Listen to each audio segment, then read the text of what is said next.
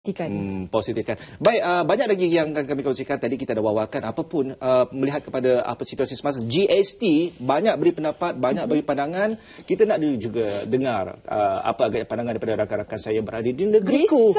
Di Sarawak. Macam mana nak cakap jom kita pergi Sarawak? Jom kita nak dengar apa di Padah Sidak di Sarawak pasal GST tu. Jom. Itulah dia. 1 April 2015, Malaysia menyertai 160 buah negara lain mula mempraktikkan kutipan cukai barangan dan perkhidmatan atau Good and Service Tax GST. Walaupun banyak usaha telah dilakukan untuk memberi maklumat dan panduan melalui media masa, masih ada ramai yang kurang jelas dengan GST. Kebanyakan orang masih kurang faham tentangnya dan terdapat banyak kemusykilan yang timbul. Namun, ia tetap dilaksanakan dan semua penduduk di Sarawak menerimanya dengan sikap yang positif. Corak perbelanjaan masih lagi serupalah. Mana dia tidaklah seperti yang digembur-gemburkan bahawa satu yang menakutkan. Ya. Jadi kebanyakan yang berlaku keadaan resah adalah ketidakfahaman. Satu masa yang diperlukan juga untuk pengguna-pengguna dan rakyat absorb ataupun menyerap kepahaman GST itu. Mana bila dia menyerap tu, mana bila dia melaluinya sendiri, dia merasainya, oh di sini bahawa dia tidaklah dia susah sangat. Beberapa hari sebelum GST dilaksanakan, pusat beli belah turut dipenuhi oleh orang ramai. Ramai di antara mereka berhasrat untuk membeli secara pukal barangan keperluan harian. Walau bagaimanapun, ini bukan penyelesaian untuk jangka masa panjang. GST di Bangladesh itu 15% dipanggil VAT, Value Added Tax, tapi sama juga macam GST. Kita lihat negara sebelah kita, negara Indonesia, di mana kita tahu pendapatan kita lebih tinggi jauh daripada Indonesia. Indonesia membayar 10%. Jadi nak diukur 6% ni, kalau kita buat perbandingan dengan negara-negara yang kurang maju daripada kita, banyak jauh lebih rendah negara kita. Sebagai seorang rakyat, kita nak faham bahawa duit ini perlu bukan untuk individu tapi untuk kepentingan negara. Itulah sumbangan kita yang kita buat untuk negara.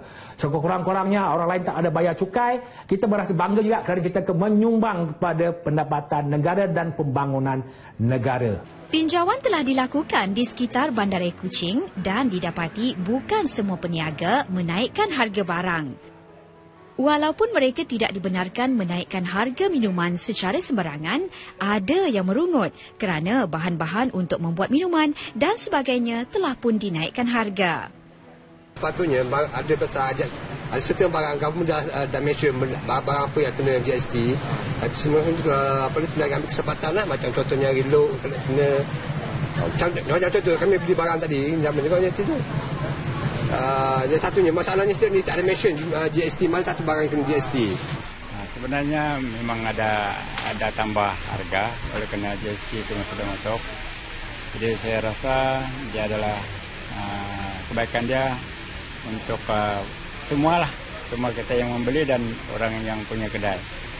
Kerana walaupun dia macam bertambah, dia memang ikut peraturan kerajaan punya. Keadaan ini timbul mungkin atas kesilapan informasi tentang pelaksanaan GST atau ada pihak yang sengaja mengambil kesempatan mengaut keuntungan. Apa masalah GST will be problemnya akan ditanggal dalam masa 3-4 bulan tu nak. So it's good lah. Mestilah apa-apa kita diimplement mau-mau memanglah akan ada masalah lah. Kalau ada peniaga yang mengenakan cukai GST kepada barang-barang yang yang mestinya dikenakan cukai, itu memang tak patutlah. Sepatutnya pemantauan lebih keraplah kepada tempat-tempat, terutama sekali dekat supermarket tu. Sekiranya pengguna dia mendapatkan perkhidmatan ataupun membeli barangan, salah satu daripada caranya apabila katakan peniaga tu dia mendakwa bahawa kenaikan disebabkan oleh GST. Jadi pengguna dia boleh gunakan hak dia, cuba dapatkan resit pembelian. Resitnya biasanya dia jenis apa yang kita panggil sebagai print out. Okay? Sebagai contoh, print out macam ni lah. Bukannya menggunakan tulisan tangan.